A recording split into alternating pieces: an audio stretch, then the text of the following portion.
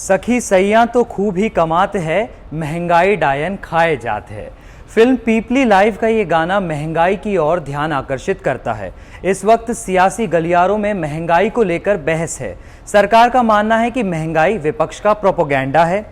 अब सियासी पार्टियां भले ही एक दूसरे को कोसती रहे, लेकिन आप तो सब्जी मंडी जाते हैं, सामान खरीदते हैं, गैस के दाम भी चुकाते हैं, तो भली भांति जानते हैं कि महंगाई सिर पर खड़ी है। जून 2022 में खुदरा महंगाई दर 7.01% थी, जो जनवरी 2022 की तुलना में काफ़ी ज़्यादा है। जुलाई में घटकर 6.71% हो गई है। इसी महीने आरबीआई ने महंगाई को कंट्रोल करने के लिए रेपो रेट में 0.5% की बढ़ोतरी की है। लेकिन क्या आरबीआई की नई पॉलिसी काम करेगी? क्या आरबीआई महंगाई को कम करने में सफल होगी? ये सब समझेंगे, लेकिन उससे पहले आपकी जेब से जुड़ी टॉप हेडलाइंस देखते हैं। जीवन बीमा कंपनी एलआईसी मेडिक्लेम सेगमेंट में एंट्री ले सकती है। एलआईसी के चेयरमैन ने कहा है कि एलआईसी पहले से ही लॉन्ग टर्म हेल्थ प्रोटेक्शन और गारंटेड हेल्थ प्रोडक्ट्स ऑफर कर रही है। उन्होंने कहा कि एलआईसी के लिए मेडिक्लेम कारोबार में उतरना मुश्किल नहीं होगा। विदेशी निवेशकों ने भारतीय शेयर बाजार में 22,452 करोड़ रुपए डाले हैं। बता दें कि अब तक विदेशी निवेशक शेयर बाजार से तेजी से पैसा निकाल रहे थे। जुलाई में खुदरा महंगाई 6.71% रही। महंगाई में थोड़ी गिरावट जरूर आई है, लेकिन आरबीआई के तय दायरे की ऊपरी लिमिट 6% से ये अभी भी ऊपर है।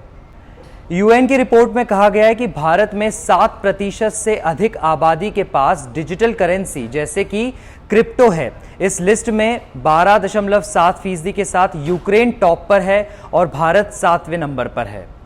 टाटा कंज्यूमर प्रोडक्ट्स के एमडी और सीईओ सुनील डिसूजा ने टाटा नमक की कीमत बढ़ाने के संकेत दिए हैं। उन्होंने कहा कि टाटा के नमक पर महंगाई का दबाव लगातार बना हुआ है।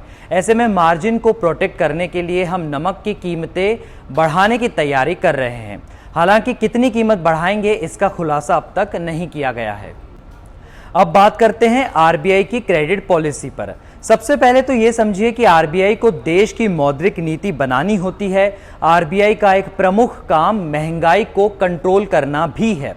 आरबीआई का टारगेट है कि कंज्यूमर प्राइस इंडेक्स यानी महंगाई को 4% के ऊपर और 2% के नीचे नहीं जाने देना है। इसके अलावा महंगाई को कंट्रोल करने के लिए सिस्टम में जो नकदी है उसको भी आरबीआई मैनेज करता है। अब आप तो जानते ही हैं कि सीपीआई यानी कि कंज्यूमर प्राइस इंडेक्स 6% के ऊपर है और जून जुलाई तिमाही में बाजार में 3.5 लाख करोड़ से ज्यादा की नकदी थी। ज्यादा पैसा यानी ज्यादा खर्च, और जब खर्च ज्यादा होता है तो मांग भी बढ़ती है, जिससे कि कीमतों में इजाफा होता है। तो क्या इसका यह मतलब निकाले कि आरबीआई अपना काम करने में नाकाम है? इसी वजह से आरबीआई ने रेपो रेट में बढ़ोतरी की है। रेपो रेट का मतलब जिस दर पर आरबीआई बैंकों को लोन देता है।